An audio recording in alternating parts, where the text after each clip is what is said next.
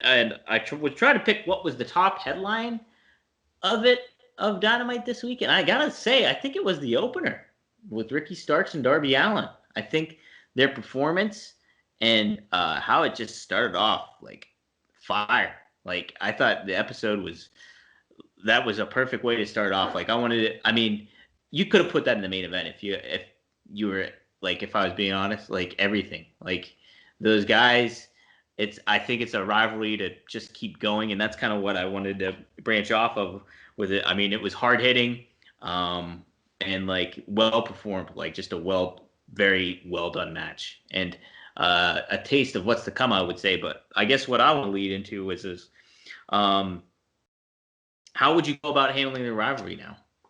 Well, let me just say, when I started watching Dynamite, my wife was in the living room with me. As I've mentioned on this program before, she'll watch, and she does not follow wrestling, but she'll watch when she happens to be in the same room, and she asks questions and notices things herself.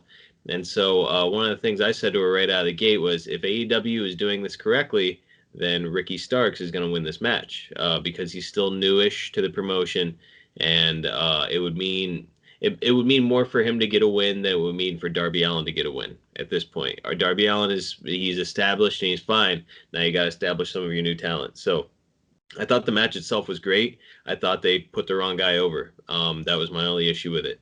From here, I hope they continue to feud. That kind of sort of felt like a blow off. And I hope that it's not.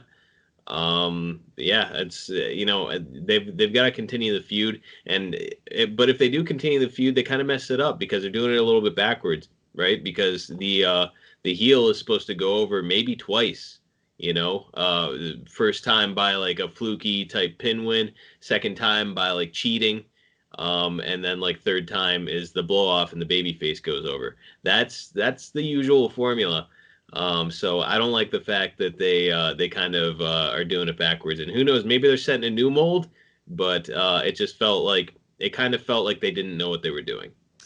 I I think I'm going to disagree with you on it. Like I understand wanting to.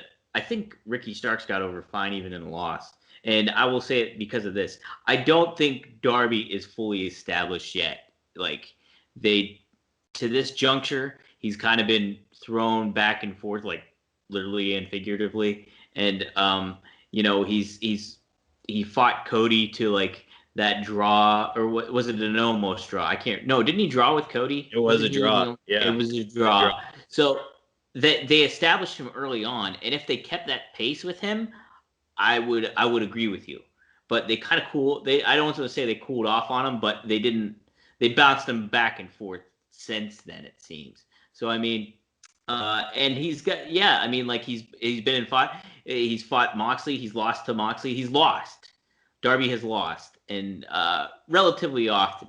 And I don't think I think Starks can play off pretty. Like Starks is amazing, so I feel he can. It's not.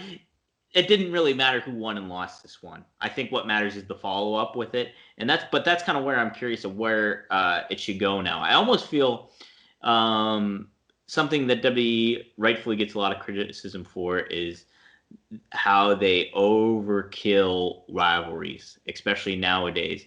Like you look at somebody like Randy Orton and John Cena. How many times have they fought one another? Way too many times. And now you look at Sami Zayn and Kevin Owens.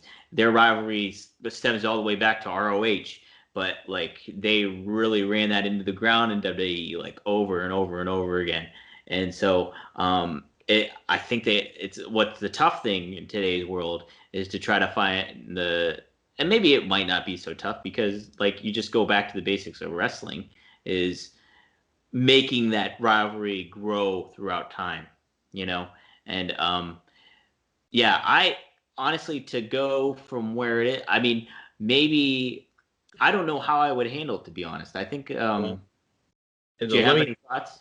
Yeah, let me say, from going forward from here, like let's say that they called me today and they said, Marcus, you got the book for how this angle is going to go. I think what I would say is, okay, have Ricky Starks come out on the next Dynamite and say, you know what, you screwed me. Willie Hobbs came out, like just completely ignore the fact that Brian Cage was there. He's like, Willie Hobbs came out and distracted me, and you use that to get a win.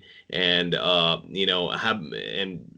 him do the classic heel thing where it's like just complete denial, obviously lying, and then have him say something to the effect of like, I want you in a setting where it's just me and you and nobody can come around. How about a cage match at the upcoming pay-per-view? Because God knows it would be entertaining. With Ricky Starks, he's a great worker. Darby Allin is incredibly reckless, so I'm sure that it would be a masterful match if those two got in the cage, and for sure we'd probably see some juice, which is certainly an angle builder. But then again, Dominic, Ricky Starks goes over then if that's what you do, and then you have a big blow off match, not on Dynamite. Keep building it on Dynamite. Have the big blow off match at the following pay per view, and that's where Darby Allin gets the final win. Well, wouldn't it should be a cage match at next, because cage matches are typically the blow-off match. So why? I don't see why it has to be. And we could do another stip match. How about like a body bag match? That's his big thing, Darby Allin's. So like I just like the idea of it's kind of hot-shotting the angle, I think, to do a cage match, is the middle match. But why not? Why not? Let's get these guys some memorable moments. I think, well, you want to build to that, and I think you want to build to that over time, because I think it's one of the best rivalries that they're going to have, and like in their arsenal, like throughout the years.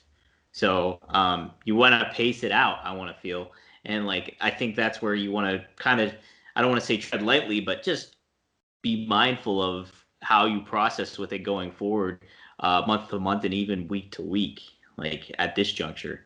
So yeah, I want to see maybe Starks. This is how I would maybe do it. I would do a match of some sort. Starks, you're right. Starks would win, but then that rivalry cools off. Whether somebody attacks Darby, something like that, but Starks has that to hang over him for a really long time, like that win. And maybe the win that he gets is like a little bit more definitive, and like, how he can just rub it in anyway. And maybe it doesn't have to, it can be underhanded and Ricky Starks just spins it the way he wants to. Sure. So, and I don't know necessarily that Darby Allin has to go over in the third match either. You don't? No, you don't necessarily. I really I see a blooming star in Ricky Starks, and why not start angling toward him being the top heel in the company? I'd probably start with it now, let's build toward a feud with him and Moxley. I think, though, that being said, I think you want to pace that out too, because I think what's so fun about wrestling, and James Storm and I talked about this in an interview earlier this week, is get over build. You get my shit over. I know. Get your shit in. I interviewed James Storm this week. It was awesome. He's one of my favorites. But he was talking about how there's not tiers as much in wrestling anymore as there used to be. Because, like, you had somebody start off, you think a good example, a perfect example is like Bret Hart. He goes through the 80s, the early 80s with his tag team, like starting off with Jim Neidhart and the early stuff, that working their ways with the British Bulldogs, finally getting on the wrestling card, Intercontinental title. You want to see that journey, and you want to see that, I think, happen. The levels are there for Ricky Starks and Darby Allin. And they've already, like, Darby's already had his title shot, but it doesn't necessarily mean that he's got to be put to that level at that point. You want to see that journey build and build and build over time. So I would pace it out, because I think that's the most enjoyable part about wrestling, is seeing that growth of stars. And you have those two guys in Ricky Starks and Darby Allin.